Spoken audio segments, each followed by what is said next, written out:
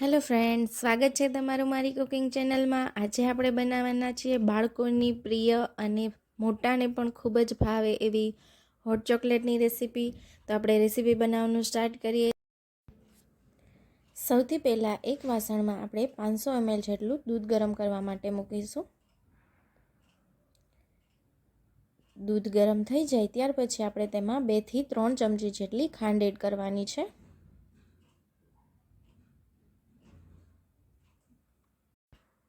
ખાંડ બરાબર ઓગળી જાય ત્યાં સુધી આપણે દૂધને ગરમ કરીશું।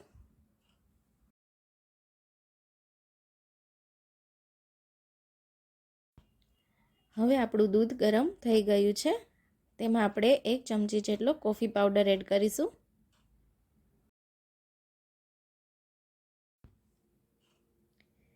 ફરી એકવાર મિક્સ કરી લેશું।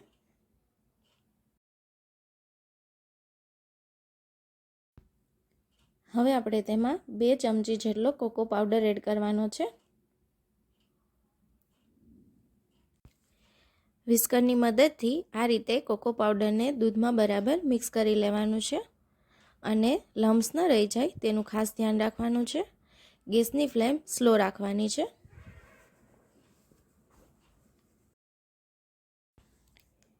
હવે આપણો કોકો પાવડર દૂધમાં બરાબર રીતે મિક્સ થઈ ગયો છે। ત્યાર પછી આપણે તેમાં 3 થી 4 મોટા ટુકડા ડાર્ક ચોકલેટના એડ કરવાના છે।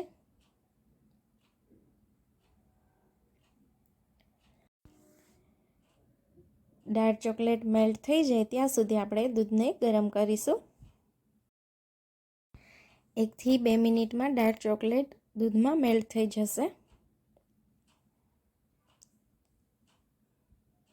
હવે આપણી ડાર્ક ચોકલેટ મેલ્ટ થઈ ગઈ છે। હવે આપણે 1 ચમચી જેટલા કોર્નફ્લોરને પાણીમાં ઓગાળીને દૂધમાં એડ કરવાનો છે। કોર્નફ્લોર એડ કરવાથી દૂધની કન્સિસ્ટન્સી થોડી ઘટ થશે। આ રીતે કોર્નફ્લોર એડ કર્યા પછી 1 થી 2 મિનિટ માટે દૂધને ઉકળવા દેશું।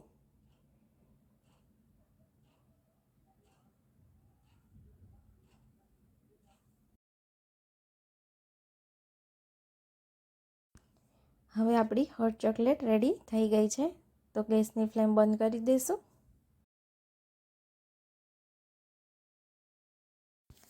હવે આપણે હોટ ચોકલેટને એક કપમાં સર્વ કરીશું। સૌથી પહેલાં ચોકલેટ સિરપ એડ કરીશું। ત્યાર પછી હોટ ચોકલેટને ગળણીથી ગાળી લઈશું। તેનાથી કોઈ લમ્સ હોય તો તે ગળાઈ જાય છે।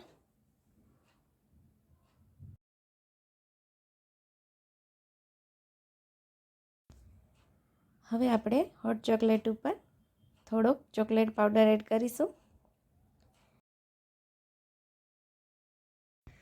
તો ફ્રેન્ડ્સ, રેડી છે આપણી ગરમા ગરમ હોટ ચોકલેટ। બાળકોને પણ ખૂબ જ પસંદ આવે છે અને મોટાને પણ ખૂબ જ ભાવે એવી હોટ ચોકલેટની રેસીપી તમે ઘરે એકવાર જરૂરથી ટ્રાય કરજો। જો તમને મારી રેસીપી પસંદ આવી હોય તો મારી ચેનલને લાઈક કરજો, શેર કરજો અને મારી ચેનલને સબસ્ક્રાઈબ કરવાનું ભૂલતા નહીં।